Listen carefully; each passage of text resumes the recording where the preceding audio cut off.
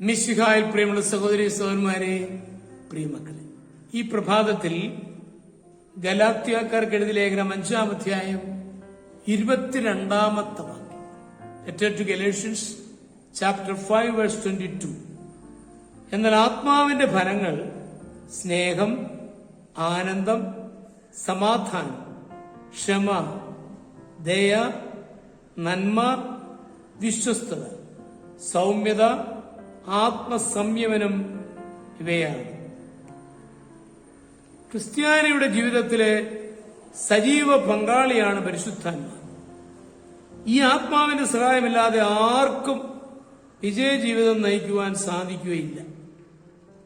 ആത്മാവിനെ അനുസരിച്ച് നടന്നാൽ നിങ്ങൾ ജഡത്തിന്റെ ക്രിയകൾ ചെയ്യുകയില്ല എന്ന് വിശുദ്ധ പൗലോസ് പറയുകയാണ്.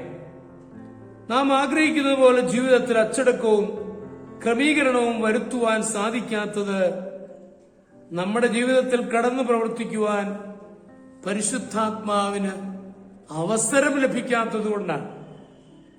പരിശുദ്ധാത്മ വരങ്ങൾ എന്നും ഫലങ്ങൾ എന്നും രണ്ടുവിധ അനുഭവങ്ങളെപ്പറ്റി പൗലോസ് തരംതിരിച്ചു പറയുന്നുണ്ട്.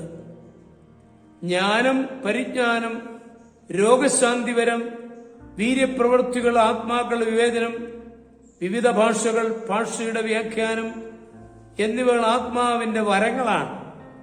സ്നേഹം, സന്തോഷം, സമാധാനം, ദീർഘക്ഷമ, ദയ, പരോപകാരം, വിശ്വസ്തത, സൗമ്യത എന്നിവ ആത്മാവിന്റെ ഫലങ്ങളാണ്.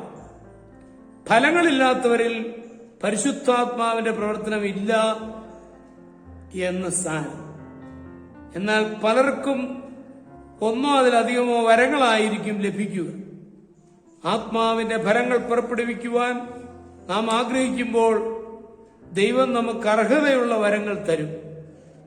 ഫലങ്ങൾ പുറപ്പെടുവിക്കുന്ന ക്രിസ്ത്യാനികളാകുവാൻ നമ്മൾ ആഗ്രഹിക്കണം. ഒരിക്കൽ ഡോക്ടർ സോമർവെൽ കുഷ്ഠരോഗ ആശുപത്രി സന്ദർശിക്കുവാനെത്തി. ചുറ്റും കൂടിയ രോഗികളിൽ 2 പേരുടെ തോളിൽ 2 കൈകളും വെച്ചുകൊണ്ട് ആശുപത്രിയുടെ വരാന്തയിലൂടെ നടക്കുന്നത് കണ്ടപ്പോൾ ഈശോയിലുണ്ടായിരുന്ന ആത്മാവ് തന്നെ അദ്ദേഹത്തിലുണ്ടെന്ന് അദ്ദേഹത്തിന്റെ ഒരു ചിരകാല സുഹൃത്തിന് തോന്നിപ്പോയി. നമ്മുടെ ജീവിതം ആത്മാവിന്റെ ഫലങ്ങളെ പുറപ്പെടുവിക്കുന്നുണ്ടോ? ഈശോയെ വിശ്വസിച്ച് ആശ്രയിച്ച് ജീവിച്ചാൽ നമ്മിൽ നിന്നും ഫലങ്ങൾ പുറപ്പെടും. ആത്മാവിന്റെ ഫലങ്ങൾ പുറപ്പെടുവിക്കുന്നവർക്ക് അനുചിതമായ വരങ്ങൾ ദൈവം തരും. ഏറ്റവും പ്രധാനപ്പെട്ടത് ആത്മാവിന്റെ ഫലങ്ങളിൽ നാം നിറയുകയാണ്. നമ്മുടെ കർത്താവ് മിശിഹായുടെ കൃപയും പിതാവായ ദൈവത്തിന്റെ സ്നേഹവും പരിശുദ്ധാത്മാവിന്റെ സഹവാസവും പരിശുദ്ധ അമ്മയുടെ മധ്യസ്ഥതയും നിങ്ങളെല്ലാവരോടും കൂടി ധാരാളമായിട്ടുണ്ടായിരിക്കും, എപ്പോഴും എപ്പോഴും എന്നേക്കും. ആമേൻ.